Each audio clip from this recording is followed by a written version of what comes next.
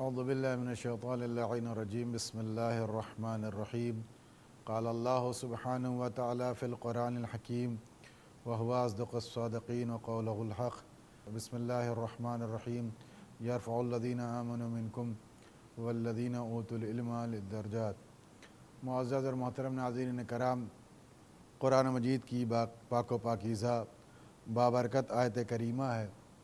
جس میں خداوند عالم نے دو گروہ کے بلند ہونے کا تذکرہ کیا ہے۔ ایک وہ لوگ جو تم میں صاحبان ایمان ہیں، اور دوسرے وہ لوگ جن کو خداوند عالم نے علم و عمل سے آراستہ کیا ہے۔ یوں تو قرآن مجید نے بہت سے مقامات پر سیکھنے اور سکھانے والے افراد کا تذکرہ کیا ہے،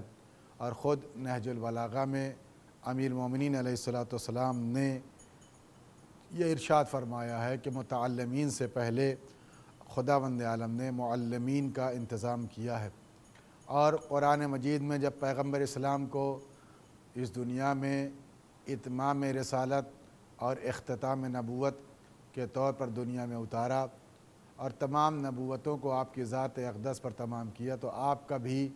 تعارف خداوند عالم نے معلم کی حیثیت سے کروایا۔ بسم اللہ الرحمن الرحیم والذی بعث فی الأمیین رسولا منہم یتلو علیہم آیاتہ یزکیہم ویعلمہم الکتاب والحکمہ،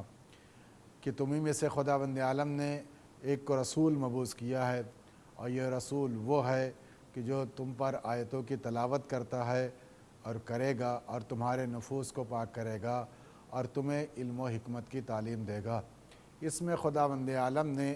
اس آیے کریمہ میں بھی پیغمبر اسلام کو جو تعارف کروایا ہے، معلم کی حیثیت سے تعارف کروایا۔ اس کا مطلب یہ ہے کہ یہ انتظام خداوند عالم کی طرف سے جو ہے ساری دنیا میں اپنے علم کا چرچا اور اپنے علم کو دنیا تک پہنچانا چاہتا ہے، تاکہ علم کے ذریعے سے معرفت پروردگار کا کمال حاصل کیا جا سکے۔ یعنی یہ بہت کم ایسا ہو سکتا ہے کہ جو لوگ علم نہیں حاصل کرتے وہ لوگ اللہ سبحانہ وتعالیٰ کے معرفت کو اس منزل تک پہنچ سکے جس منزل میں انہیں مطالبہ کیا گیا ہے۔ لہٰذا معرفت پروردگار عالم کے لیے ضروری ہے کہ انسان کو کسی نہ کسی اعتبار سے کم و بیش علم حاصل کرنا چاہیے۔ اور جہاں تک علم حاصل کرنے کی بات ہے، علماء اور مفسرین کا بیان ہے کہ علم سے مراد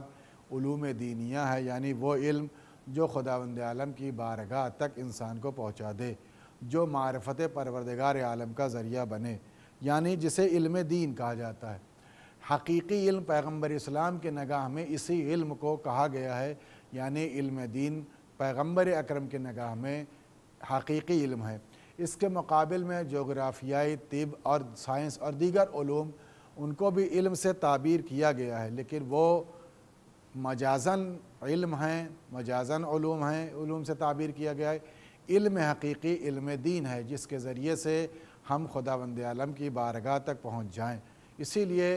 امام حسن مجتبیٰ علیہ السلام نے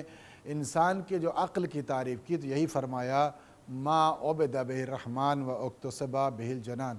عقل وہ ہے کہ جس کے ذریعے سے رحمان کی عبادت کی جائے اور جنت کا اکتساب کیا جائے، یعنی جنت کا حقدار قرار پائے۔ عزیزان گرامی، یہ دین جو پیغمبر اسلام سے چلا اور پیغمبر اسلام کے ذریعے سے رواں دواں ہوا، اور پیغمبر اسلام کی حیات طیبہ ہمارے لیے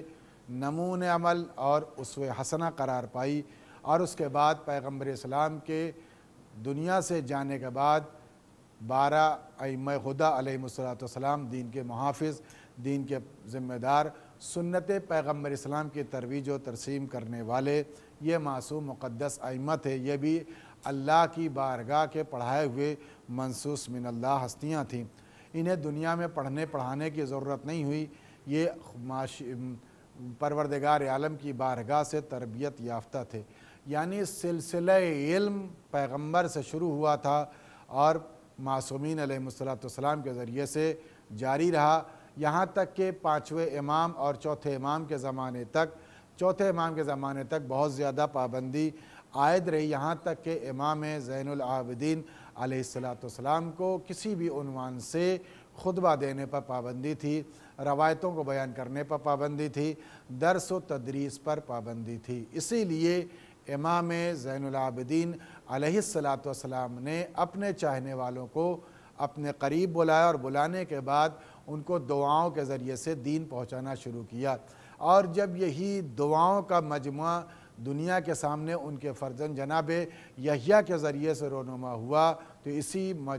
دعا کے مجموعے کو صحیفہ سجادیہ کہا گیا۔ بعض نے اس کو اخت القرآن، بعض نے اس کو زبور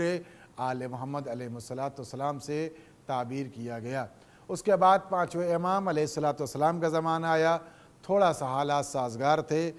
اصول کافی اور دیگر جو ہمارے یہاں کتب اربع موجود ہیں ان میں جو کثرت سے روایتیں ہیں یا تو پانچویں امام سے ہیں یا تو چھٹے امام جعفر صادق علیہ السلام سے نقل ہوئی ہیں۔ اس کی وجہ یہ ہے کہ آپ کو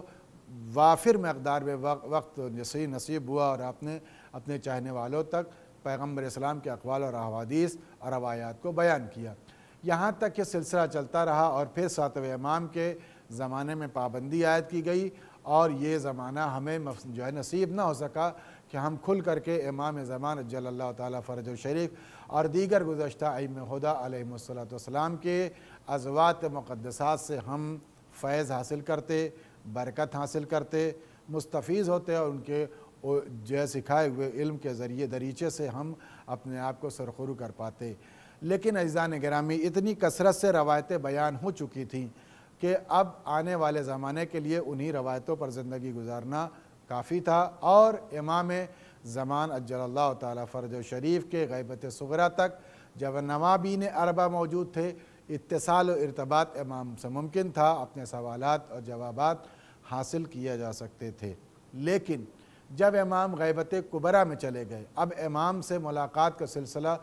منقطع ہو گیا، امام سے بالمباشر کوئی بات کو نہیں پوچھی جا سکتی تھی، امام سے کوئی بات معلوم نہیں کی جا سکتی تھی، الا کہ وہ خواص جو امام جن سے ملنا چاہیں ان کے ذریعے سے کوئی پیغام آ جائے۔ اب امام جب جانے لگے تو امام نے فرمایا تمہارے لیے ضروری ہے کہ تم ان لوگوں کے پاس رجوع کرو جو ہماری روایتوں کو نقل کرتے ہیں، یعنی ہماری احادیث کو سمجھتے ہیں اور ہماری حدیث کے ذریعے سے تم کو دین پہنچاتے ہیں، یعنی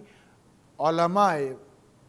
اہل تشیع، علماء خیر جو اس ذمہ داری کو انہوں نے اخذ کیا اور لیا اور یہ سلسلہ چلتا رہا۔ میں آپ حضرات کی خدمت میں اسی سلسلے کی ایک مضبوط کڑی، ایک عظیم ہستی، ایک بزرگ ہستی جس نے اپنے زندگی کو علوم آل محمد علیہ السلام کے حصول میں اور علوم آل محمد علیہ السلام کے ترسیم و ترویج میں زندگی گزاری، میں ان کی سوانح حیات آپ کی خدمت میں پیش کرنا چاہتا ہوں جن کی تصویر ہمارے سامنے موجود ہے۔ آپ مرحوم آیت اللہ فقی سید محمد رضا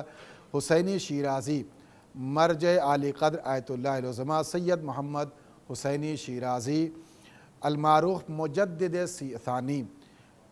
صاحب کتاب موسوعۃ الفقہ جو 150 جلدوں پر مشتمل ہے، ان کے آپ فرزند ہیں اور آپ مہدی حسینی شیرازی کے نواسے ہیں، اور آپ بزرگ شیرازی جنہوں نے تمباکو کو حرام کیا تھا اپنے کسی زمانے میں فتوے کے ذریعے سے،